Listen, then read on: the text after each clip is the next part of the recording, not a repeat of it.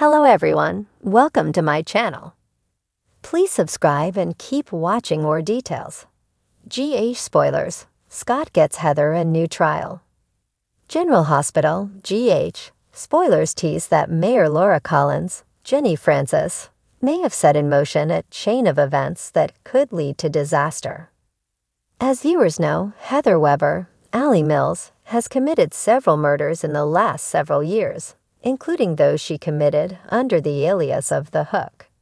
Heather was eventually caught and sentenced to Pentonville for a very long time. But during a visit to General Hospital, stunning information about Heather's behavior came to light.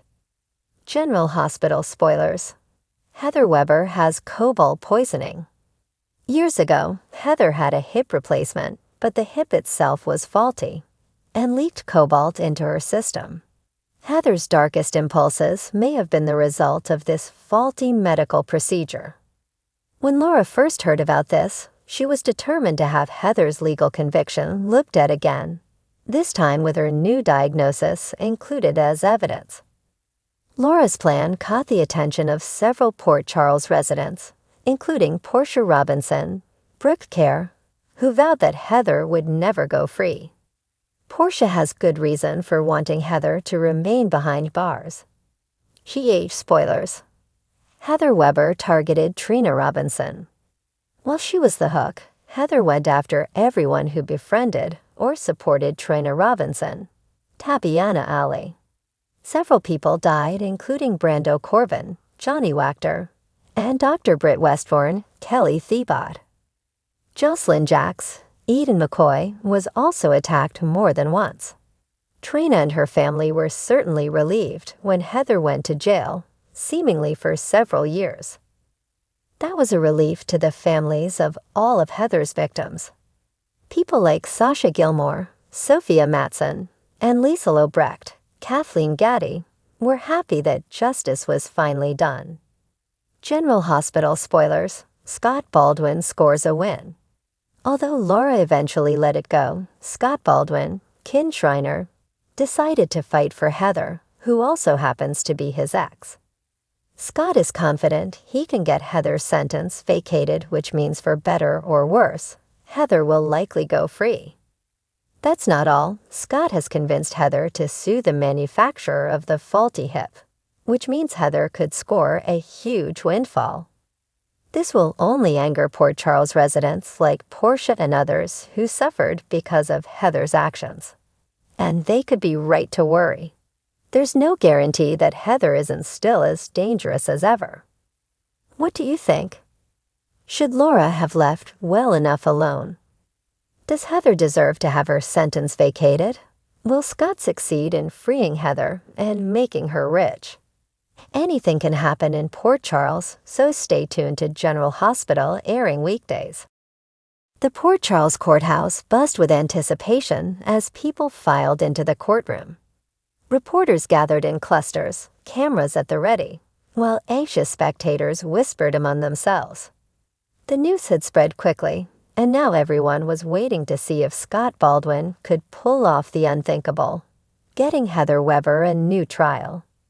Heather, the infamous villainess of Port Charles, sat at the defendant's table, her demeanor as cool and composed as ever. Her eyes, however, sparkled with a dangerous mix of confidence and mischief. She knew she was a wild card in this town, a master manipulator who had always found a way to turn the tables. But this time, she needed more than just her cunning. She needed Scott Baldwin.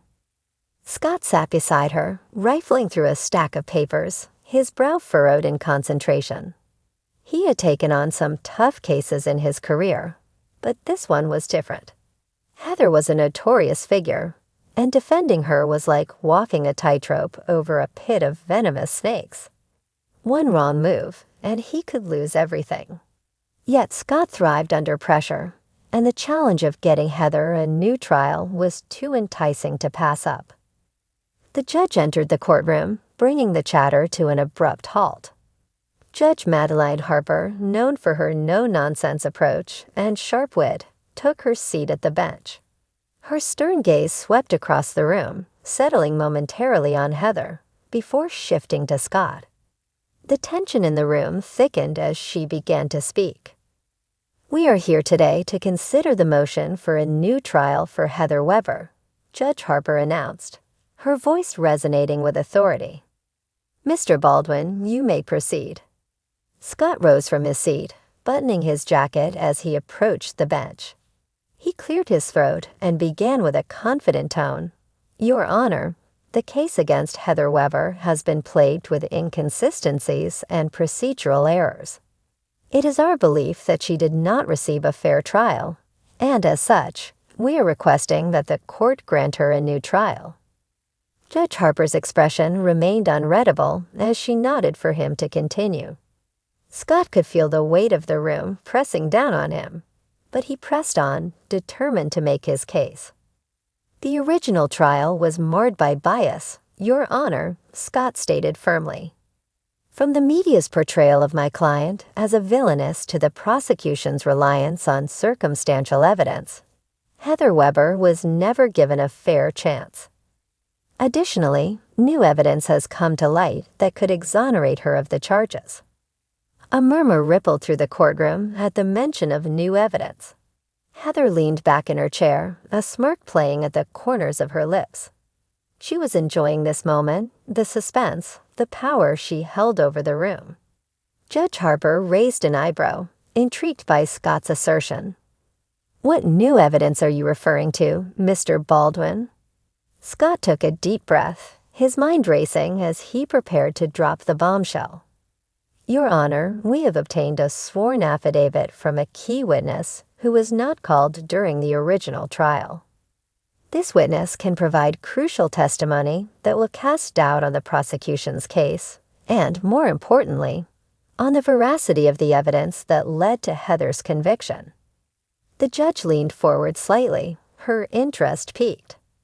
"And who is this witness, Mr. Baldwin?" Scott glanced at Heather, who gave him an almost imperceptible nod.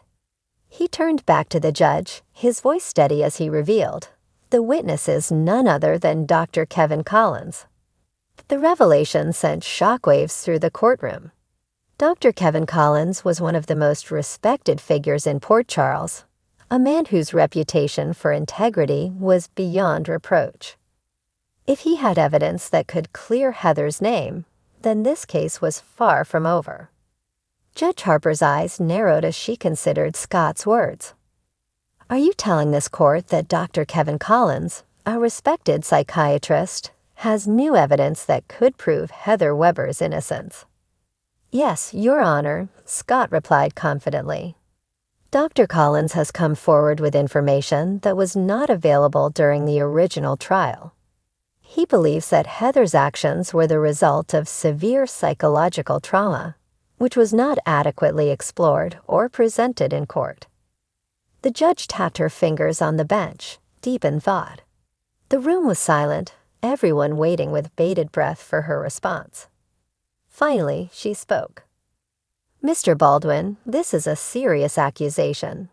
If what you say is true, then it calls into question the validity of the entire case against Ms. Weber. However, before I make any decisions, I will need to hear this new testimony from Dr. Collins. The court will reconvene tomorrow at 9 a.m. to hear from Dr. Collins." With that, she banged her gavel, signaling the end of the day's proceedings. The courtroom erupted into a flurry of activity as people hurried out to spread the news.